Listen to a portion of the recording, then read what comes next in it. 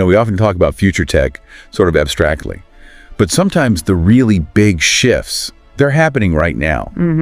And today, we're going to dig into something pretty significant. Yeah. South Korea has officially, announced its move into the 6th-generation fighter jet race. That's right. It's a huge announcement. And it's not just, a new plane design. It says a lot about their strategy, their ambitions. Absolutely. So let's unpack what this really means, why it's such a pivotal moment.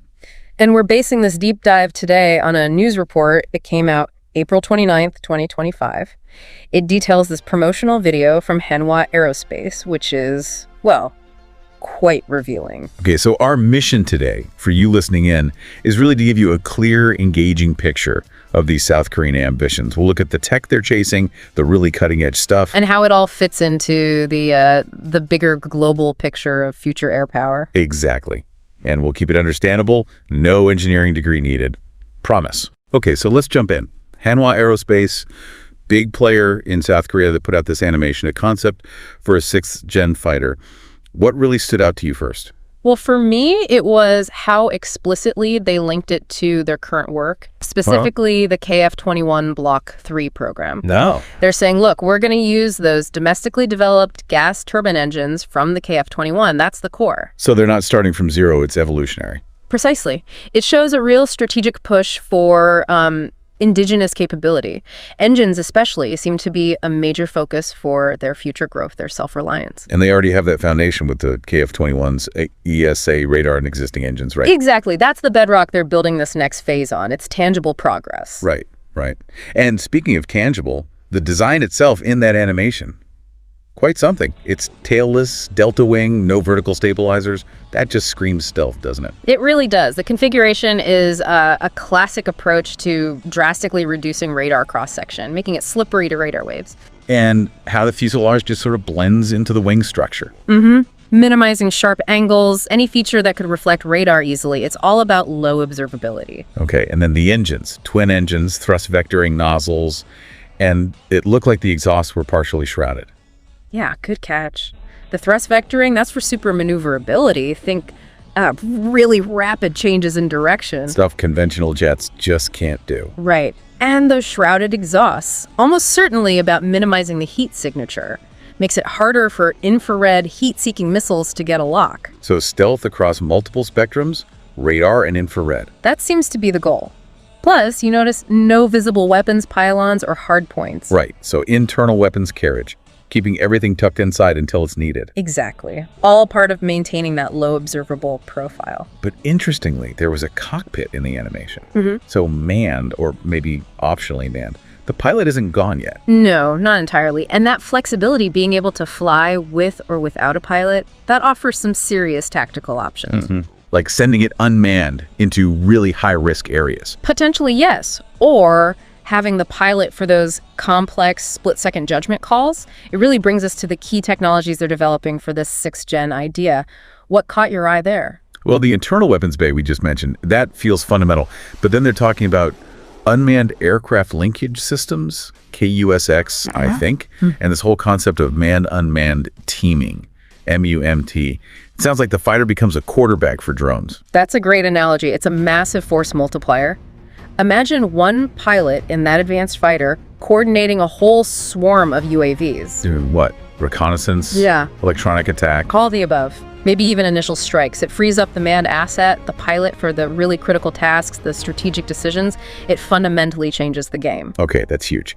And then there's the laser weaponry talk. I remember reading about that demonstration they did, 2020, a 20-kilowatt laser burning through steel. Yeah, that was a significant milestone. Laser weapons offer that speed-of-light engagement capability. Which is key against things like ballistic missiles. Potentially, yes, or drones, other fast-moving threats.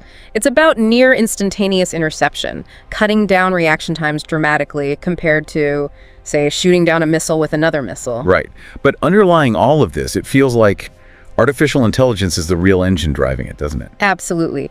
AI is woven into almost every aspect of these 6th-gen concepts globally, not just South Korea's. How so? Like Beyond just flying the drones. Oh, much deeper. Think AI for analyzing huge amounts of sensor data in real time, recognizing complex tactical situations faster than a human could, distributing tasks automatically to those unmanned platforms, optimizing their actions, even suggesting evasive maneuvers to the pilot, or maybe eventually taking evasive action itself. Wow. So really augmenting the pilot's awareness and decision-making. Or, in some scenarios, handling tasks completely autonomously. The projections get pretty advanced, fully autonomous drones by, say, 2045 with near-human cognitive abilities. Though, timelines are always fluid. That's quite a leap. And things like autonomous navigation without GPS. That's critical if GPS gets jammed or spoofed. Hugely critical. Operating in denied environments is a major driver. And that AI-driven tactical awareness, it's like giving the pilot or the system a God's eye view, but with instant analysis and recommendations. So the aim is, what? Reduce pilot workload, faster decisions. Both, and ultimately achieving a level of combat effectiveness that's just not possible today. The research into controlling drone swarms, having AI manage the whole mission coordination, that's central to the vision. Okay, so you put all these pieces together, the stealth, the speed, the AI, the lasers, the MUMT. What kind of capabilities are we talking about for this future South Korean fighter? The source mentioned speeds up to Mach 6. Yeah, Mach 6 is, well, hypersonic territory. Covering the Korean peninsula in about 7 minutes, the report estimated. That kind of speed changes everything in terms of response time. Definitely shrinks the battlefield. Massively. Combine that potential speed with AI helping the pilot, or AI fully controlling the UAVs, high-speed data links sharing info across the force, and those laser defenses. You're looking at a truly next-generation air dominance platform. It sounds formidable. Now, it doesn't seem like they plan to do this entirely alone. There were reports, maybe last year, about talks with Saudi Arabia, joint development. Right, that's surfaced. International partnership is often key for projects of this scale. The costs are astronomical, the technological challenge is immense. So sharing the burden, basically. Sharing the burden, sharing expertise, accelerating development. The idea seemed to be leveraging the KF-21 platform as a starting point. Makes sense. Build on what you have. Exactly. KAI, another major player, potentially advancing the KF-21 Block 3 towards a 5th-gen standard, and then evolving that into a 6th-gen MUMT system, maybe incorporating their Gaori X-1 stealth UAVs we've heard about. And for Saudi Arabia, why the interest? Well, reports suggested they were interested after not managing to join the GSCAP program, the UK Japan one. So they might be looking for another path into next-gen fighter development. Interesting strategic maneuvering. And there's another partnership mentioned with a U.S. company, Shield AI. Yes, that was announced more recently, March 2025. KAI signed an agreement with Shield AI. And Shield AI is known for AI autonomy, right? Exactly. They have the system called HiveMind. It's designed for autonomous operations, even when GPS is denied or communications are jammed, mission planning, navigation, target ID, that sort of thing. So plugging that AI brain into KAI's future platforms. That seems to be the plan. Integrating HiveMind with KAI's own KAI AI system, specifically mentioned for their multi-purpose unmanned aerial platform. And they're moving fast, training engineers already. Apparently so. Korean engineers were reportedly heading to Shield AI headquarters in April 2025 for training. It shows they're serious about integrating this advanced U.S. tech quickly. Shield AI has experience with platforms like the F-16 Vista, the Avenger drone. So they're bringing in proven expertise. Okay, let's zoom out again. The global picture. South Korea is joining a race, but who else is running? Oh, it's becoming quite the field. The key characteristics everyone's chasing are pretty similar, actually. Like advanced stealth, obviously. Deep AI integration, we've talked about that. Optionally piloted capabilities. Laser or directed energy weapons. Enhanced networking, seeing the fighter as a node in a bigger system. that system of systems. Exactly. High speed, long range, advanced electronic warfare, cyber resilience. These are the common themes. And the big players are? The U.S., of course, with NGAD and FAXX. Europe has the Franco-German-Spanish FCAS program.